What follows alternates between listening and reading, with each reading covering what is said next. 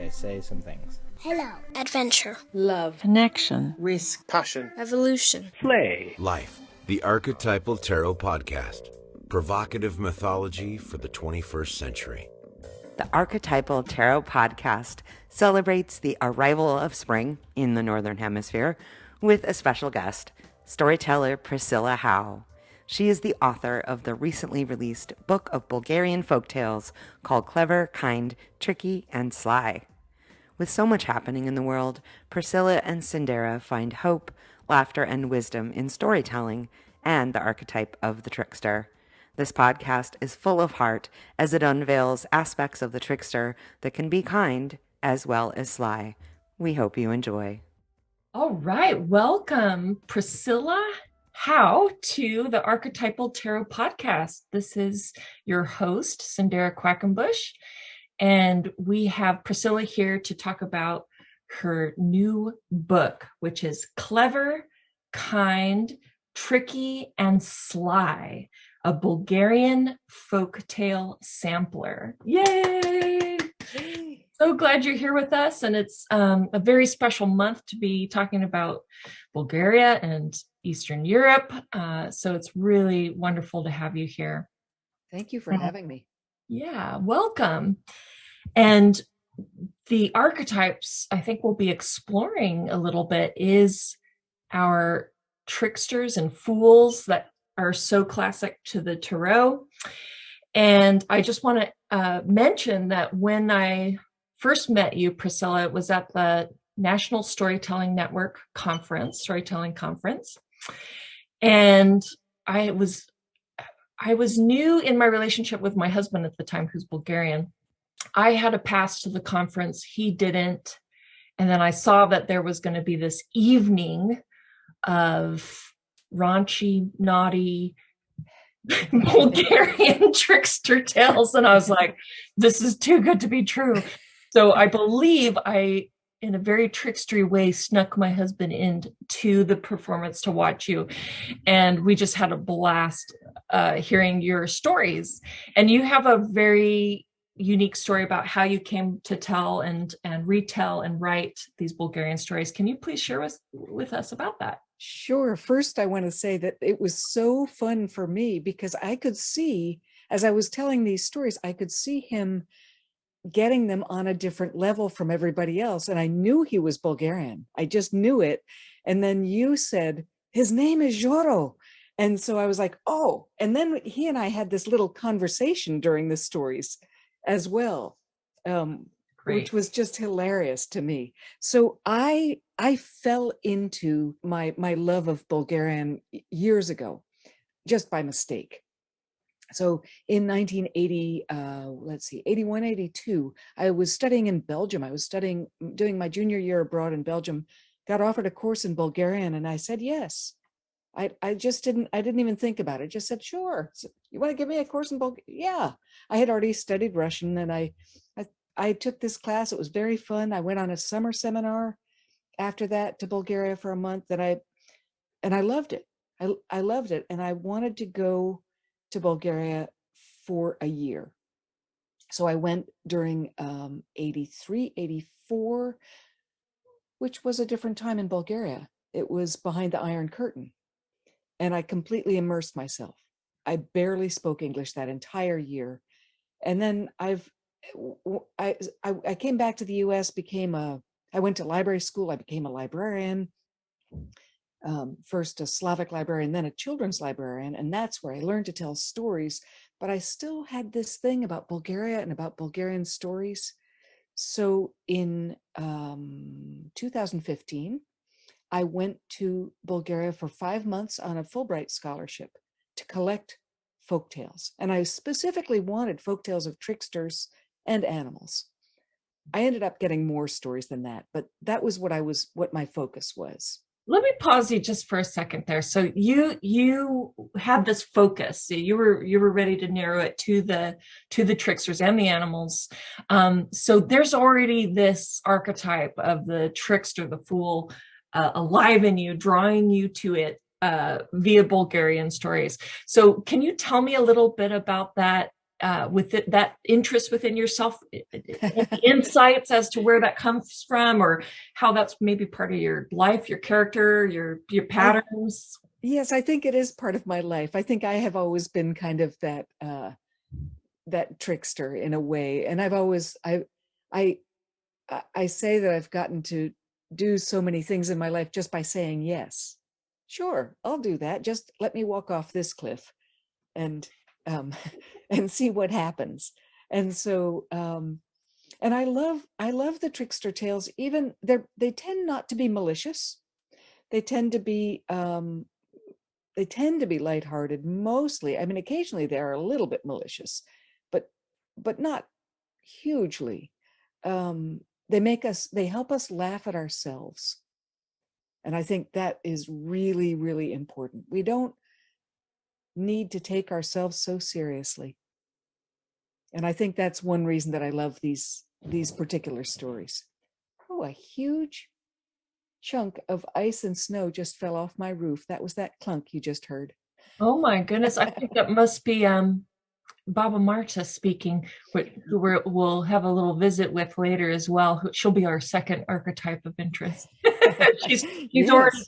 she's already tapping at the window. She is. And tell our audience where you're calling in from today. I am here from Lawrence, Kansas.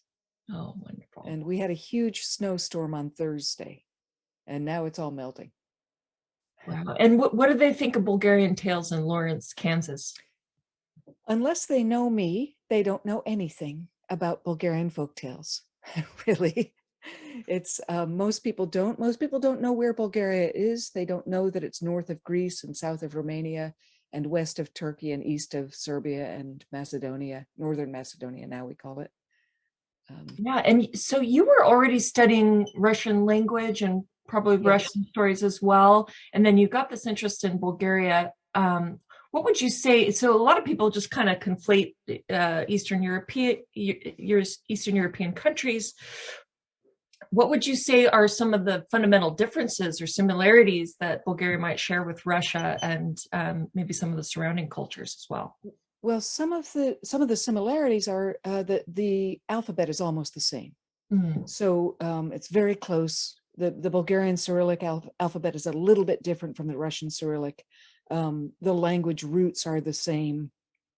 However, the history is quite different. And so people don't realize that Bulgaria is right next to Turkey, and the Ottoman Empire was vast and powerful and was in Bulgaria ruled Bulgaria for over 400 years. And so there's a lot of Turkish influence in Bulgaria. There's also, and you see that in the food. So people think about Eastern European food being heavy, potatoes and cabbage. And in Bulgaria, it's light. It's like everything you think of as Greek food, everything, all of that delicious feta cheese and yogurt and fresh cucumbers and phyllo dough, all of that is Bulgarian food. And that a lot of that comes from the Ottoman Empire. Oh, wow. And my husband has filled me in that there's this character often in Bulgarian stories called the Haji. Am I saying that right? The Haji? Well, there's the Hoja. Yep. Hoja. And the Hoja is sort of represents some of that occupied, I think from the Turkish side, right? Or the Ottoman. And yes. And the Bulgarian is sort of the poor man or the peasant, and the character named Hitterpetter, who we'll meet in a few as well. But he's kind of tricking and getting one over on the Haja, the kind of the richer, more powerful man. Is that what you've run across as well? Yes, although it's interesting because Nasruddin Hoja he's the archetypal, or that's probably the wrong word to use here. He's the Turkish trickster, and he's well known everywhere where the Ottoman Empire was. You'll hear stories about Nasruddin Hoja, and in Bulgarian he's sometimes called Nastradin Hoja. There are lots of different names for him, but there are stories that are told about Hitterpetter, Clever Peter, and the Hoja that are the same story. There are also stories where the two of them meet. Whenever the two of them meet, I have noticed that clever Peter, Peter, will always prevail over the Hoja. And that is because they were the underdogs. And so Right. as the underdogs, you want to tell that story of getting one over on the overlord. But the Hoja can be also just as poor as clever Peter. Oh, okay. In the stories that are just about him. Right. I think I came across him in a Turkish tale recently where he's falls in love with this beautiful woman, and his wife actually tricks him into following her more and more and more and more until he gets arrested. She lets it go out to its full fruition, and then she saves him in the end. And he says, "Wow, you are such an amazing woman." It's like, this is a really cool trickster and Turkish tale at the same time. Yes. That actually had kind of a female trickster in it, which is sometimes there are rare. not so many of the female tricksters. It's interesting. Oh. So let's turn to the tales in your book. So what should we know about the overview, where you take the reader with the folktale sampler, and maybe hear one or two of these tales? Sure. Well, what I did in this book is I told the stories, but I also told the stories about the stories. Where I found them, how I got to Bulgaria in the first place, and where I found the stories, and also with some tips on telling them. And also I've included with some of the stories what other variants are in other countries, because many of these stories are found in many cultures. And so, for example, there's a story, the tale type is theft of a smell, is what it's usually called.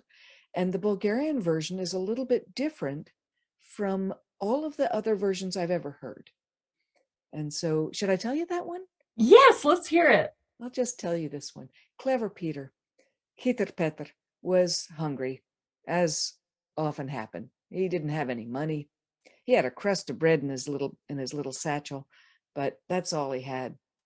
So he was going through town, and there was a market, and a man was selling stew. He was selling gyuvech right there in the market. Clever Peter took his crust of bread out of his bag, and he held it over the steam of that stew, so he could get a little bit of the moisture and a little bit of the flavor. Well, the shopkeeper, the stall holder, came out and said, Hey, you're stealing that. You have to pay. Clever Peter said, I'm just holding my bread over the steam. Yeah, that's my steam. If you won't pay me, you're stealing. Come on, pay up. Clever Peter said, I don't have any money. Well, I'm calling the judge. And so the stallholder called the judge. The judge came along and said, what's going on here? This man is stealing from me. He's stealing my steam. He held his bread right over the steam from my stew. Clever Peter said, it's true. I did. The judge said, uh-huh. And you didn't pay? Clever Peter said, I don't have any money. I didn't steal any of the stew. I didn't dip my bread in. I just held it over the steam. The judge said, well, clearly you stole the steam. So I'm going to have to punish you. Come on out here. Come right out into the middle of the square. Everyone gather around. And everyone did gather around. The judge said to the stallholder, get me a stick. Get me a big stick. So the stallholder found a great big stick, and he gave it to that judge. The judge said, now you stand right here. Clever Peter stood right where the judge told him to. The judge lifted that stick. It was a nice sunny day, by the way. Lifted that stick and beat the shadow of Clever Peter. He beat and beat and beat the shadow. He said, there, you stole the steam, and I have punished the shadow. Now, all of you, back to where you were. And that's the end of that. Bravo. This is such a famous tale. And, this is the one that my husband's eyes lights up, and he says, oh, you should tell the one about the whipping the shadow.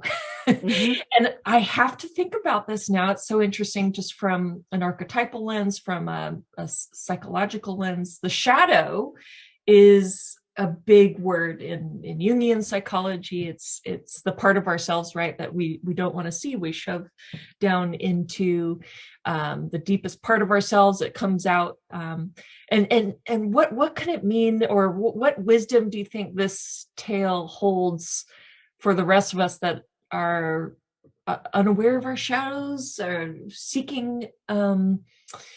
What do you think this holds for us? It's just, I'm feeling it on the inside, but I'm not sure if I'm able to articulate or make a connection yet.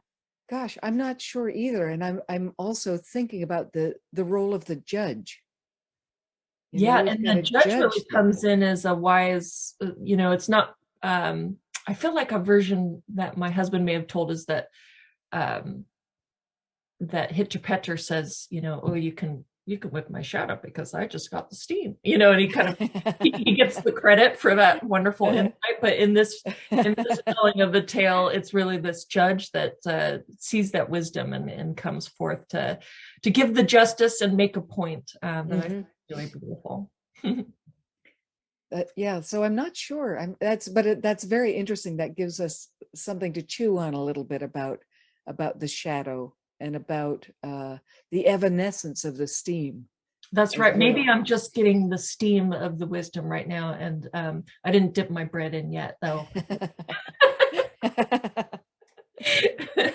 Great. And you mentioned that you also have a Haja tale in there as well. I do. In fact, I have one where the two meet. Ooh, the two tricksters meet.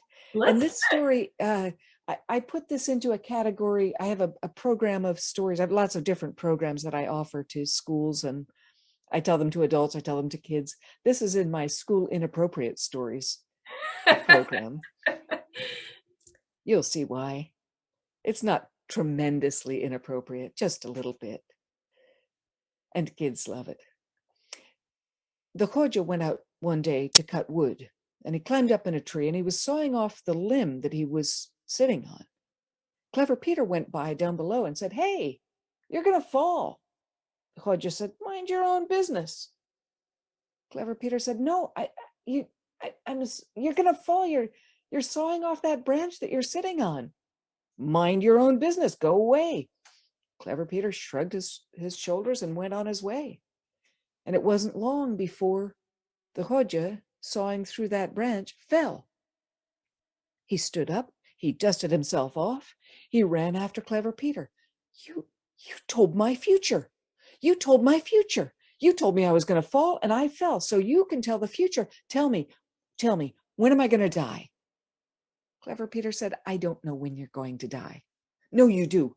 Don't hold back. Tell me, when am I going to die?" Clever Peter said, "Really, I do not know." The Hoja said, "You'd better tell me when I'm going to die." Clever Peter said, "All right, I will tell you. You will die when your donkey has farted 7 times. Oh, thank you. The Hoja went back to gather the wood that he had cut. He cut it up into smaller pieces. He loaded it on his donkey. He said, "Take it easy, donkey, take it easy." He loaded all of that wood on his donkey. He had all kinds of tools and other things on the donkey as well. It was quite a heavy load. And he set off toward home. As he was going up a little hill, it was a bit of a strain for that donkey. And all of a sudden, oh no, I'm going to die when my donkey has farted 7 times. That's 1. Take it easy, donkey. Donkey went a little farther up the hill, and oh no, that's 2. Oh dear. He went a little slower, but it wasn't long before, oh no, that's 4 in all. I'd better dig my grave. So he had a shovel with his donkey as well. So he dug a grave right in the middle of the road. It took him quite a while, and as he was digging, he heard it again. And then he was almost ready. He was almost finished digging his grave. Oh no, There's only one left. He sat down in the grave. And then he heard the last fart. He lay down because he knew he was dead. He knew he was dead. Clever Peter had told him. But as he was lying there, he heard some bells clanking, and he didn't know what it was. It was a camel driver going to market, and the camels were wearing bells. Clever Peter sat up in that grave to look out to see what it was, and that scared the camels. The camel driver came to see what had spooked his camels, and he saw Clever Peter sitting in a hole in the middle of the road, and he picked up his stick. The camel driver picked up his stick and started to hit the Hodja. The Hodja was sitting there, and he started to hit the Hodja. The Hodja jumped out of the grave, ran all the way home, and he said to his wife, "Whew, what a day I've had. I have to tell you, I died today, and the camel drivers in heaven are just as bad as they are on earth." Bravo. Wow. Yeah, the poor man. The poor man. It reminds me, it actually feels like a great metaphor for doing card readings. You can really hit some amazing psychological insights, at least in the readings that me and my co-host can do.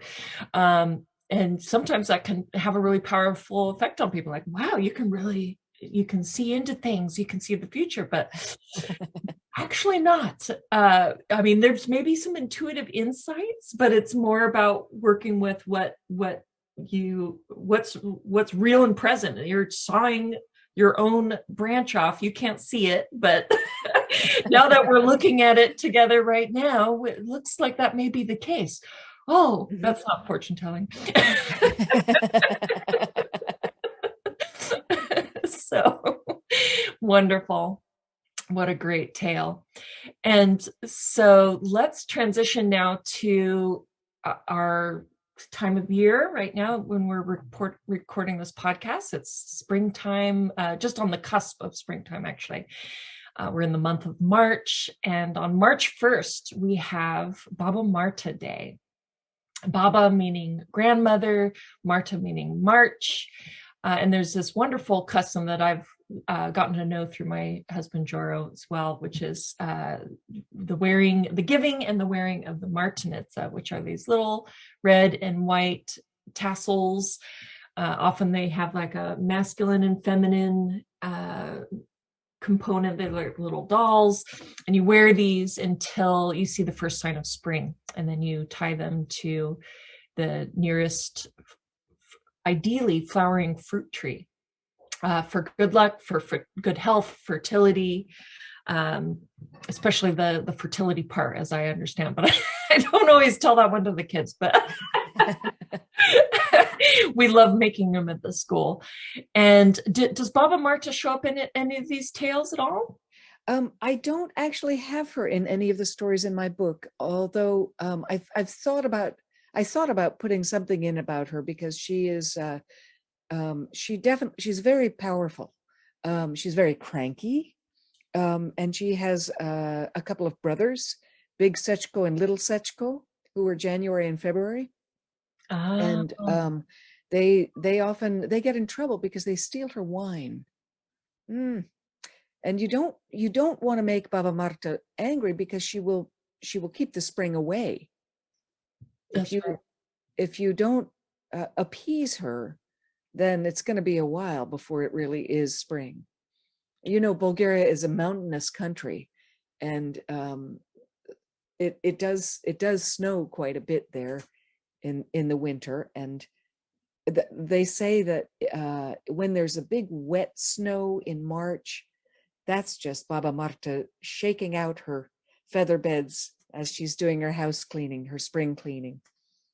I love that she's a part of this kind of old woman archetype that gives us the crankiness, because you get a lot of this kind of archetype of the old wise woman, and she's, she may be a witch, like she may be like who am I thinking of from Russia? The Baba Yaga. Baba Yaga, right? So she may be kind of a scary witch type, or she may be like kind of warm and friendly and wise. And there's something I love about Baba Marta. She's just so authentically moody and cranky, which reminds me a little bit of my mother-in-law. But so we're gonna let's try an experiment. I'm going to share with you a story that, I got inspired by all this Baba Marta stuff and the Hitterpetter stories, the Trickster, and I was surprised to learn that these two, as far as I know, as far as my husband knows, haven't been in a story together. Right. So this story came to me one spring, I think a few years ago, and it's Bulgarian approved in terms of my husband. So, but you've really researched all of this. So I'm going to run this story by you. And maybe you can help me make it better at some point, but I'm going to give it my best, taking liberties as a imaginative American here, and tell a story called Hitterpetter and Baba Marta. So Hitterpetter, he was a poor man, but he was lucky enough one winter to become a shepherd. So he got to tend the sheep. And it wasn't such a bad job, tending the sheep, but it did mean being outside all the time with the sheep. And I don't know if you know Bulgarian winters, but they are freezing and there is lots and lots of snow. And Hitterpetter was just feeling like, oh, if only this winter could be over. I was imagining being a shepherd in these nice green fields and just being able to relax and be with the sheep, but this is just too freezing. But it's not going to be the end of winter until Baba Marta smiles. But there's a problem with Baba Marta, and everyone knows this thing about Baba Marta. Baba Marta is extremely grumpy. She has a frown that is etched so deeply into her face, it's almost impossible to make her smile. But there's something somewhat everyone else knows as well about Baba Marta, and that is that she's rather vain. She doesn't like to be thought of as old. She doesn't like people to reference her oldness. She likes to be thought of as she sort of is, which is immortal and forever young. And she wants everyone to see her this way. So clever Hitterpetter. He thought that he might have a plan. So he and all of his sheep made their way up the big snowy mountain up to where Baba Marta lived in her house. And he knocked on the door. And opening up the door is indeed the most miserable, grumpy looking Baba Marta. It confirmed all the facts he had ever known about Baba Marta. And she did not look happy to see him. What can I do for you? Now, there's something important about Bulgaria you need to know here, and that is that it's important in their culture to treat their guests well.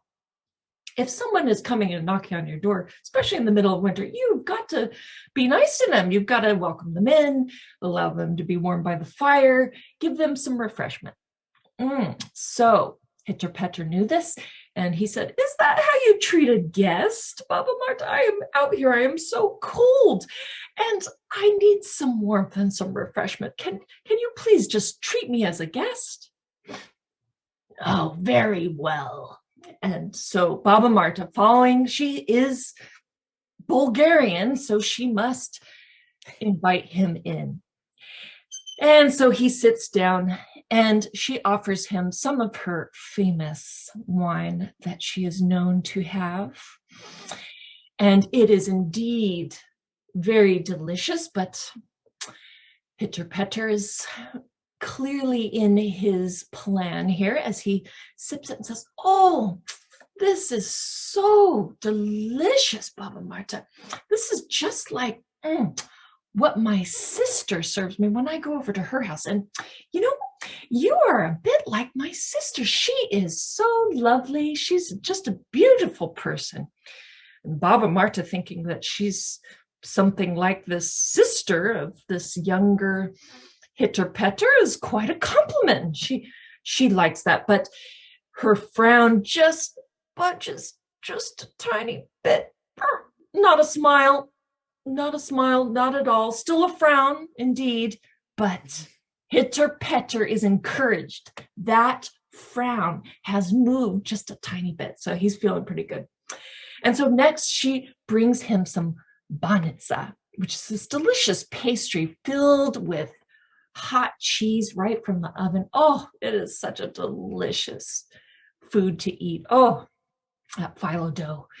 And so he munches on this and he goes, oh, this is just like what my mother makes. This is just the most delicious banitsa. And my mother, you got to know something about my mother. She was the most beautiful woman in the world. And this is so good. Now, Baba Marta, she likes being compared to this most beautiful woman in the world. And her frown moves up just a tiny bit when it is just a line across her face. She is not smiling. She is not frowning anymore. She is just straight across her face. Hitter Petter is feeling very, very encouraged. And Baba Marta says, well, I can make all kinds of things. I can make desserts too. And so she brings out some homemade cookies. They're like long, powdery lady fingers that are the best cookies in the world. I've tried them before. My mother-in-law makes them. They really are the best cookies in the world. Now, something happens when Hitter Petter tries this cookie. He takes a bite and authentically, truly, 100%, it is the cookies his grandmother used to make, and he cannot believe that someone else has been able to make a cookie just like his grandmother. He starts to speak without thinking. He says, these cookies are so delicious. They are just like what my grandmother makes. And my grandmother, you look just like my grandmother, and she's dead. Oh, Baba Marta's mouth goes from a straight line all the way back down into a frown, and she grabs Hitter Petter by the pants and throws him out the door until he is neck up in the snow, along with all of his sheep. And Baba Marta comes to the door. She puts her hands on her hips. She looks at Hitter Petter with her deepest frown yet. And she says, what do you think of yourself now, Hitter Petter?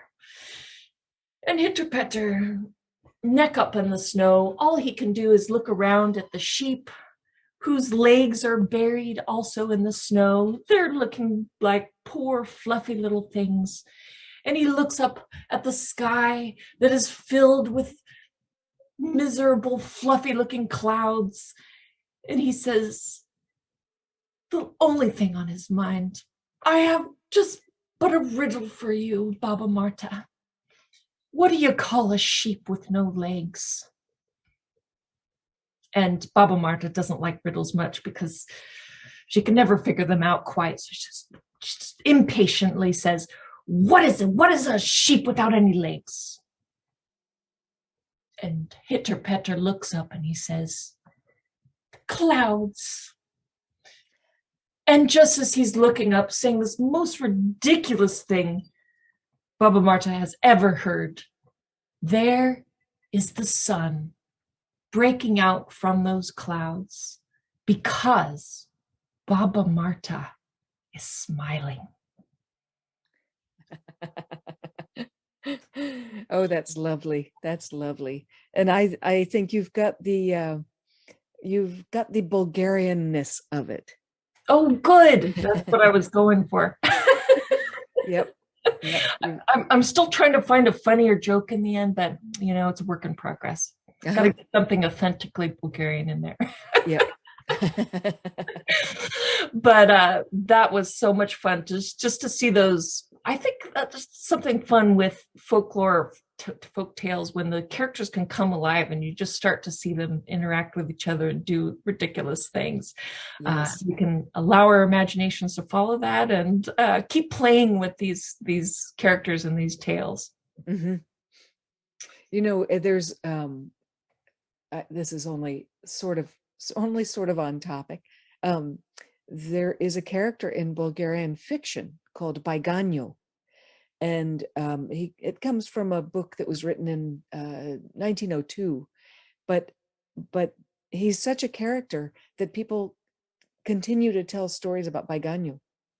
They make up stories about Baiganyo, even though he's a literary character, and so you can kind of do that with some of these characters, and you've done that well by putting Hitler Peter and Baba Marta together. Yeah, I think I have a very both and mentality around stories. Like I feel like the classics, the originals, need to be maintained and retold. And, you know, I don't think we were ever meant to stop telling and making up stories, right?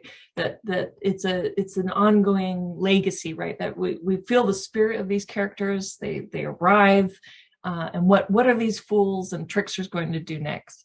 And I don't remember who it was. There is somebody famous who said that folktales are not sacred. They have the element of the sacred in them at times, but they can change. They grow and change with the times. Wow, they really feel alive. They have their own little living and breathing trajectories that encompass our lives within them as they go along. Fabulous. I love that. I want to find out who said that. I will find it. I had it written down somewhere recently.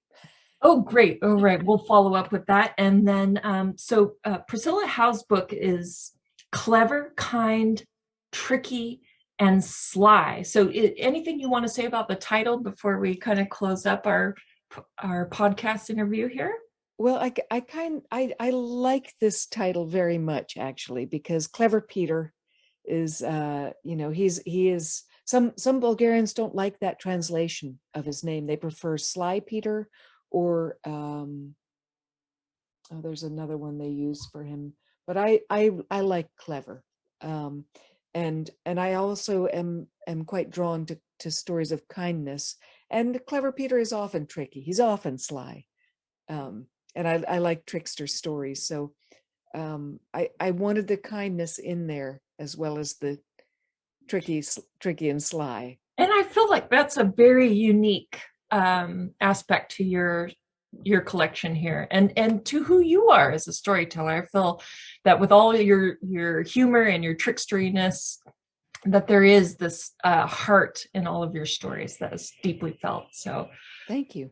Wonderful. And so where best can people get your book if they're interested in this Bulgarian folktale sampler? I have been asking people to get it from local bookstores, independent bookstores, although I know that you've had a difficult time getting it, and other people I've suggested this to have had a hard time getting it. So if you can't get it locally, then you could get it from bookshop.org.